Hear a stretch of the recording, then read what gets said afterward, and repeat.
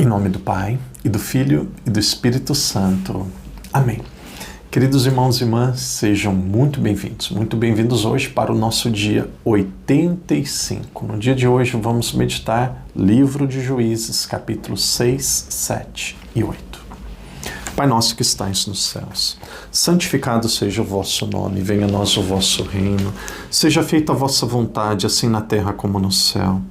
O pão nosso de cada dia nos dai hoje, perdoai-nos as nossas ofensas, assim como nós perdoamos a quem nos tem ofendido.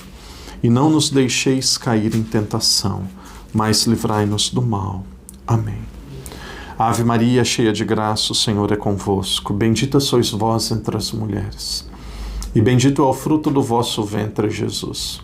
Santa Maria, Mãe de Deus, rogai por nós, pecadores, agora e na hora de nossa morte. Amém. Glória ao Pai, ao Filho e ao Espírito Santo, como era no princípio, agora e sempre. Amém. Queridos irmãos e irmãs, sejam muito bem-vindos hoje para o dia 85. No dia de hoje nós vamos continuar meditando sobre os Juízes, capítulos 6, 7 e 8. O quinto juiz de Israel, um juiz dos mais importantes chamado Gideão.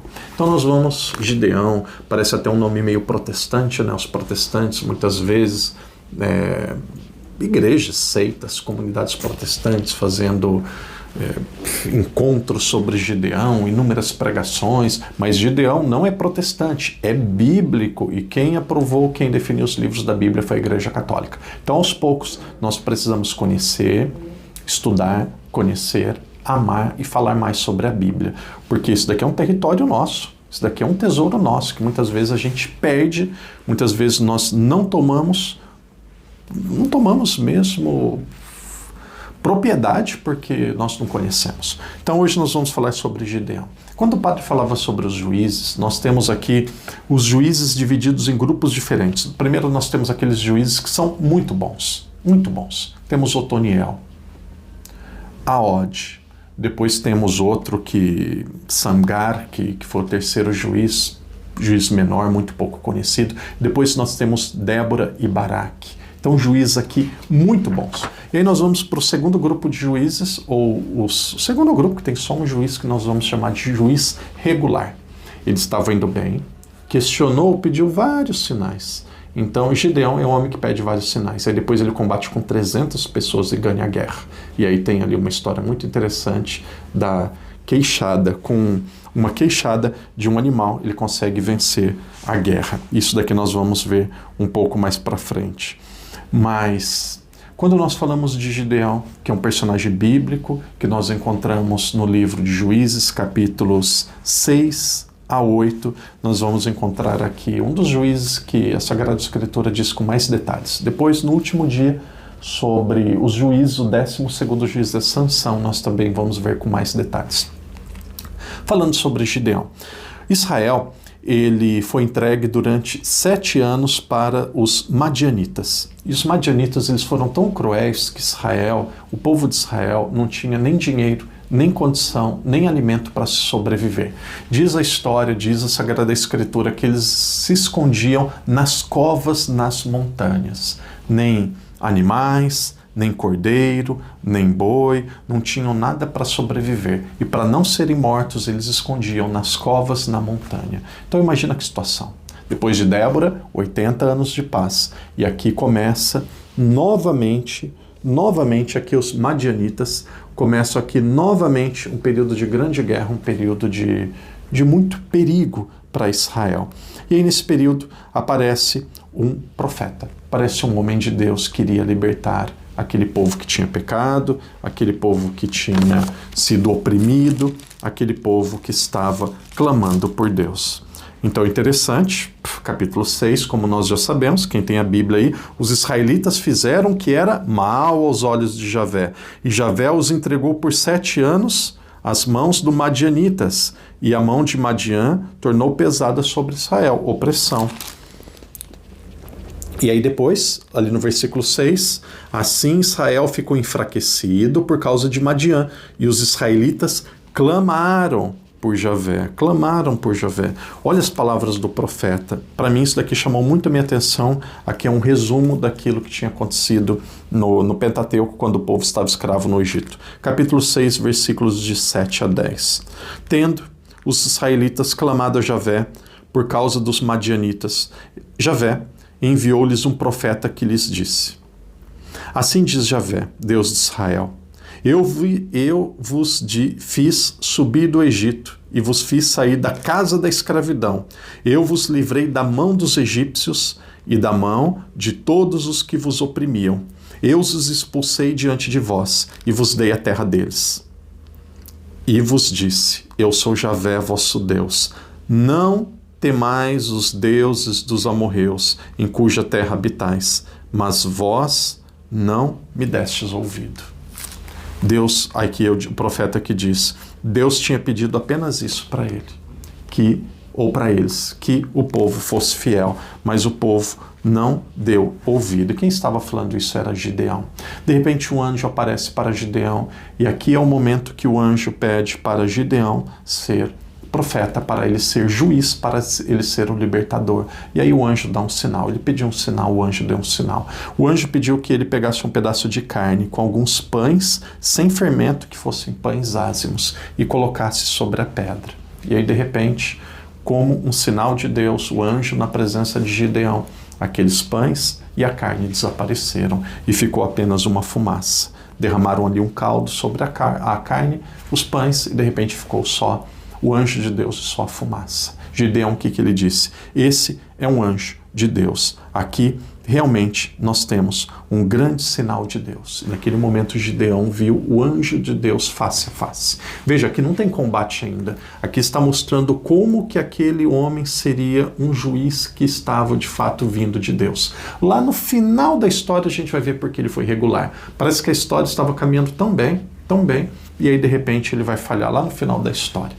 E aí, de repente, ele viu o anjo face a face, ele construiu um altar naquele local, um altar para ser oferecido a Deus. Aqui nós temos um grande ato de misericórdia, um grande ato de bondade, um grande ato de gratidão. E não só construiu um altar, Gideão, ele pegou os deuses pagãos que havia ali em Israel naquele momento e destruiu todos os deuses pagãos. Destruiu os altares de Baal e não temeu aqueles que eram considerados deuses pagãos. Aqui ele fez uma grande obra. E aí, aqueles que eram pagãos, os amorreus, os outros povos que eram vizinhos e tinham seus deuses pagãos, eles disseram assim: Gideão destruiu Baal. Então eles colocaram um nome novo, um nome diferente em Gideão: Jerobaal. Jerobaal.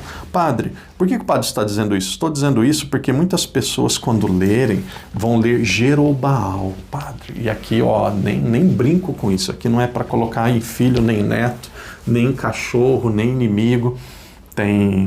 Uma vez eu fui na casa de uma família que muito conhecida, muito próxima, e aí quando tinha um político que ela não gostava, claro que eu não vou falar nome, já é muito fácil cancelar, né? Quando tinha um político que ela não gostava, eles colocavam o nome no cachorro ali, que era cachorro meio de rua ali, e colocavam o nome daquele político que não gostava. O nome do cachorro colocava o nome de político. Então, parece até meio engraçado. Então, parece que quando a gente não gosta de alguém, a gente vê alguma coisa, a gente quer colocar o nome para diminuir. Então, nem no seu inimigo, nem em cachorro, nem em gato, nem nada. Jerobaal é um nome feio, é um nome triste. Por quê? O que significa Jerobaal? Baal é um deus pagão. Jerobaal significa Baal vai defender a si mesmo. Então, Gideão, ele pegou e destruiu todos os altares de Baal, que era um deus pagão. E aí depois eles falaram, então esse homem ele vai ter um nome novo. Essas pessoas de outros povos que queriam atacar Israel. Então o nome dele não é mais Gideão, o nome dele vai ser Jerobaal. O que significa Jerobaal? Baal vai fazer vingança. Baal vai atacá-lo. Então, em muitos momentos aparece Gideão, Jerobaal. Por quê? Porque ele recebeu esse nome aqui dos pagãos, dizendo que Jerobaal, dizendo que Baal iria fazer vingança, iria cobrar aquilo que ele tinha feito, que era destruir os altares deste Baal. E aí, depois nós vamos um pouco adiante, e nesse momento, Gideão, ele arruma mensageiros e forma uma grande tropa. E aqui nós temos a segunda grande visão. Gideão, não vamos chamá-lo de Jerobaal, porque quem colocou esse nome de Jerobaal foram os pagãos. E aí Gideão, ele pede um segundo sinal. E ele desafia Deus, ele disse assim: se realmente for Deus, se realmente for um anjo de Deus que me quer como juiz, aqui nós temos um orvalho, aqui nós temos muito frio à noite. E aí, nesta noite, naquele período ali, onde estava praticamente nevando, havia um velo, havia como se fosse uma pequena árvore. E aí ele disse assim, que em todos os lugares à noite que eu posso encontrar, em todos os lugares aqui próximo da minha árvore, próximo da minha casa, do lugar onde que eu estou, que não tenha nada de orvalho, que não tenha nada de neve, que não tenha nada de orvalho, que fique tudo seco, mas que nesta árvore que eu vou apresentar que fique um orvalho, que fique como se fosse uma neve, que fique um orvalho durante a noite. Ele fez esse desafio. E aí chegou no outro dia de manhã, aconteceu isso. Tudo seco, só naquela árvore, orvalho. E aí ele pediu novamente um sinal. E aí ele chegou e só naquela árvore tinha um orvalho.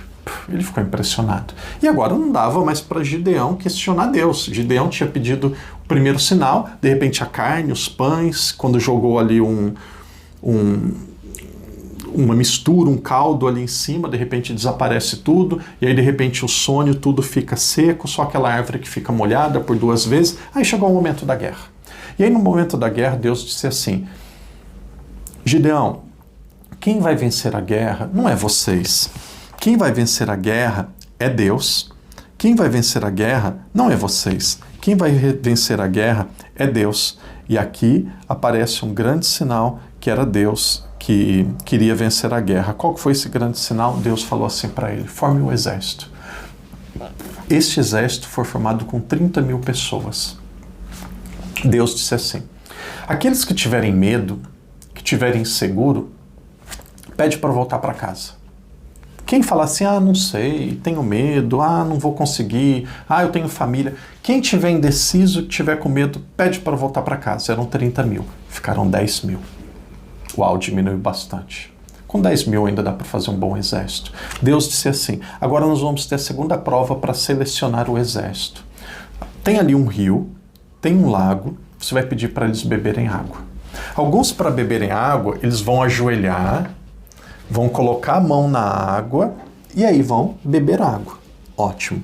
Outros, para beber água, eles vão beber como se fosse um cachorrinho, como se fosse um cachorro. Eles vão deitar no chão e vão colocar vão deitar no chão e vão colocar a cara na água e vão beber água, como se fosse um cachorrinho. Então, aqueles que se ajoelharem, colocarem a mão na água, manda para casa. Manda para casa, eu não quero para a guerra. Só vai ficar no exército aqueles que de repente abaixarem, colocarem a mão sobre a água, e não colocarem a mão sobre a água, colocarem só o rosto e beber água. Então aquilo que era 30 mil tinha se tornado 10 e agora se tornou 300. 300. E aí, 300 para vencer uma guerra, aqui nós estamos diante de um grande desafio. E aí esses 300 foram formados em 3 grupos. E aí Gideão disse para eles: depois que vocês tocarem as trombetas, e vocês devem esperar um período para trocar as trombetas, depois que vocês tocarem a trombeta, Deus vai realizar um grande milagre. E aí foi no momento que a trombeta foi tocada, no momento que aconteceu o grande milagre de Deus. Aquele exército que era do povo vizinho, do povo que estava combatendo contra Gideão, aquele exército todo foi vencido. Eram os madianitas. E aí depois, o povo de Gideão, todos aqueles que estavam combatendo com ele, agradeceram a Deus e venceram a guerra. E aqui tem um detalhe: quando eles venceram a guerra, depois, quando parece que estava tudo tranquilo, tudo bem, vem uma das tribos de Israel, que é a tribo de Efraim, e eles dizem assim: por que nós não fomos chamados para a guerra?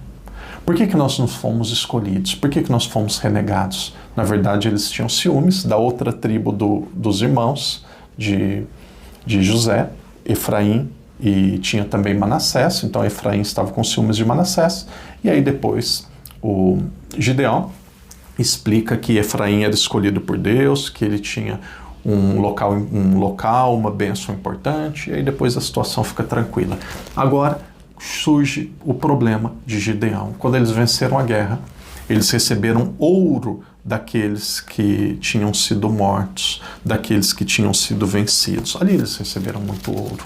Quando você vence uma guerra, naturalmente, se você perde muita coisa, mas os madianitas tinham muito ouro. Então eles pegaram aquele ouro, fizeram um objeto de devoção, como que nós podemos chamar, de adoração pagã. Estavam adorando como se fosse um pequeno deus, um outro deus pagão. Existem como se fosse um objeto de adivinhação. Existem traduções e interpretações que diz que aquilo não era para ofender Javé, outras já dizem que é, mas Deus, desde o começo, ele disse que não era para se fazer outros deuses. Então, Gideão, terminamos aqui o último capítulo, o 8º capítulo, aquilo que era um homem exemplar, aquilo que era um grande sinal de Deus, de repente, ele se torna um escândalo, e através dele nós sabemos que Israel ele ia se corrompendo cada vez mais. Então a história é a mesma. Deus ele é fiel, o povo peca, é oprimido, clama, encontra um libertador, e aí depois no final de tudo o povo tem paz, mas continua se corrompendo. Amanhã nós vamos estudar mais um pouco. Amanhã nós vamos ver Abimeleque. É uma das histórias também, um dos descendentes ali de Gideão, que vai ser uma pessoa terrível, vai cometer atrocidades. Então o povo não consegue ser fiel. O povo paga a bênção, a ajuda, o cuidado de Deus com infidelidade, com adorações pagãs. E o povo, por isso, consegue receber aquilo que eles merecem, que é se afastar de Deus e colher o fruto do pecado, que é, infelizmente, a corrupção da alma e depois a morte. Irmão, irmã, que Deus te abençoe. Nós estamos no livro nós estamos no livro dos Juízes. Amanhã será o 4º dia do livro dos Juízes. Amanhã é um dia um pouco mais exigente, capítulos de 9 a 12. Então vocês se organizem, nós vamos continuar lendo. Amanhã nós vamos ter alguns juízes que são menores. E lá no fim nós vamos ter Jefté. Jefté, que é uma figura muito interessante, muito curiosa. Uma pessoa que era amigo de baderneiros, de assassinos, que de repente tinha sido abandonado pelos irmãos, mandado para uma terra estrangeira. E aí quando a situação complicou, eles foram trazê-lo para que ele se tornasse juiz. Hoje nós vimos Gideão, aquele que combateu com apenas 300 homens e venceu os inimigos, porque ele estava com Deus. Porém, infelizmente, no final, ele se corrompeu adorando deuses pagãos. Que Deus te abençoe, que Deus te proteja. Essa é a Sagrada Escritura. Em um ano, nós vamos ler, com a graça de Deus, a Bíblia toda. Em nome do Pai, do Filho e do Espírito Santo. Amém.